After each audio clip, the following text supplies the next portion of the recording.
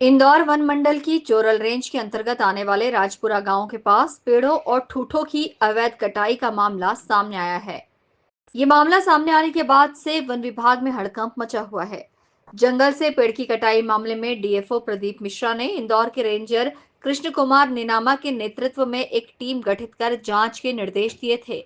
अब ये पूरी हो गई है। अब तक हुई प्राथमिक जांच में 50 से 60 पेड़ काटने की बात सामने आई है। इस मामले में विभाग ने पेड़ काटने वालों की पहचान कर ली है। वन विभाग के आला अधिकारी जहां पेड़ कटाई करने वालों की तलाश करवा रहे हैं, वहीं घटना के लिए जिम्मेदार अफसरों को नोटिस देने की कार्रवाई की तैयारी भी की जा रही है। 2 दिवस पूर्व चोरल में वन कटाई के संबंध में हमें जानकारी प्राप्त हुई। परिक्षेत्राधिकारी द्वारा बताया गया। मैं तत्काल एसडीओ नीनामा जी हैं जो इंदौर के एसडीओ हैं, उनकी टीम गठित किया और गठित करने के उपरांत अब उनको भेजा वहाँ पे वास्तु स्थिति समझने के लिए मौके की क्या स्थिति है। वो गए, पूरा दिन भ्रमण किए और जितने भी अवैध कटाई के प्रकरण थे उनको ध्यान देने की कोशिश किया। कितने वृक्ष प्रभावित हुए हैं, कितने ठूट कटे हैं, क्या कारण रहे हैं।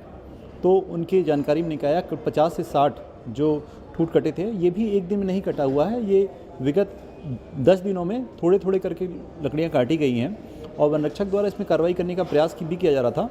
तो जो हमारी जांच, प्राथमिक जांच अभी हुई है, उसमें ये ज्ञात हुआ है कि किसी भी वनाधिकारी की संलिप्तता नहीं है नीचे स्तर पे, लेकिन लापरवाही जरूर परिलक्षित हुई है। बीट गार्ड को अगर कोई कटाई, एक भी वृक्ष की कटाई हुई थी तो उसे तत्काल रेंज ऑफिसर को बताना चाहिए था। अगर 5 से ज़्यादा पेड़ कटे हैं तो उसको कहीं ना कहीं एसडीओ साहब और मेरे तक भी ये बात बतानी चाहिए थी रेंज ऑफिसर के माध्यम से। बट चूँकि बताने में देर हुई, इससे हम लोग करेक्टिव मैकेनिज्म नहीं ले पाए और पूरी घटना का हम लोग ने कंट्रोल नहीं ले पाए, जिसकी वजह से इतने वृक्ष प्रभावित हुए हैं। और एसडीओ साहब ने बाकायदे कल शाम को मुझे रिपोर्ट सबमिट किया है। रिपोर्ट के आधार पर हमने 2 वन रक्षकों को सस्पेंड कर दिया है। इसमें एक डिप्टी साहब थे और उनके खिलाफ हमने अपनी तरफ से नोटिस जारी किया है और परिक्षेत्राधिकारी के खिलाफ भी उनके प्रशासनिक नियंत्रण की कमी है, क्योंकि उन्हें पता होना चाहिए था कोई भी अगर वनों के अंदर कोई भी हलचल है तो उनकी जानकारी में होना चाहिए था। तो उनको भी मैंने नोटिस दिया है और डिप्टी साहब और रेंजर साहब पे कड़ी अनुशासनात्मक कार्रवाई करने के लिए सीएफ साहब चूँकि अधिकृत हैं, तो सीएफ साहब को मैंने पत्र भी लिखा है। और इस घटना में अच्छी बात यह है कि जो मुखबिर के माध्यम से हमारे सूचना तंत्र हैं, उसमें आरोपियों की जानकारी भी हमें प्राप्त हो गई है। हम लोग भी उनके शिकंजे में लेने के लिए, उनको पकड़ने के लिए तत्पर हो गए हैं। मौका देखते हुए उनको भी पकड़ लिया जाएगा।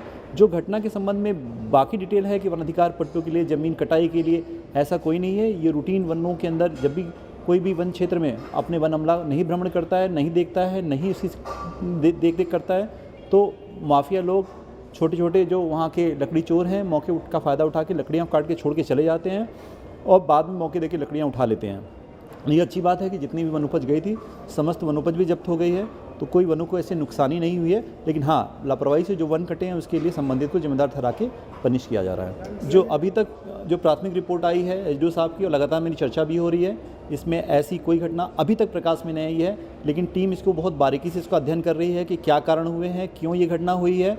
और इस संबंध में हमारे मुख्यालय से, हमारे वरिष्ठ अधिकारियों से भी मेरी बात हो गई है, उनको भी अवगत कर दिया गया इस पूरी घटना के संबंध में। अगर डिटेल रिपोर्ट जब प्राप्त होगा उसके बाद ही ये चीज़ें एस्टैब्लिश हो पाएंगी कि वास्तव में इसका कोई रैकेट है, कोई लकड़ी चोर है।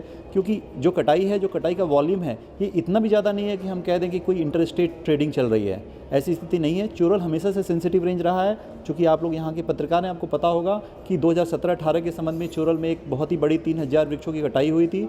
इसमें बहुत बड़ी विभागीय जांच चल रही थी अधिकारियों के बीच में, आज भी चल रही है और बहुत बड़ी घटना हो गई थी। तो चोरल सेंसिटिव रेंज है। रेंज ऑफिसर को चाहिए, हमारी अलग से मैं एक टीम भी गठित कर दिया हूँ जो उसको देखेगी। सीसीए साहब से बात हो गई है, हमारे पीएन मिश्रा साहब से, उन्होंने भी उड़न दस्ता गठित कर दिया है जो लगातार चौकसी उसकी बनाई रहेगी ताकि ये घटना दोबारा ना हो। इंदौर जिले में वन विभाग के लचर रवैये की वजह से जहां पेड़ों की कटाई की जा रही है, वहीं प्राणियों के शिकार की घटनाएं भी तेजी से बढ़ रही हैं। अब देखना होगा कि वन विभाग के अधिकारी इन सब घटनाओं पर कब तक अंकुश लगा पाते हैं। Bureau report, INN news, Indore.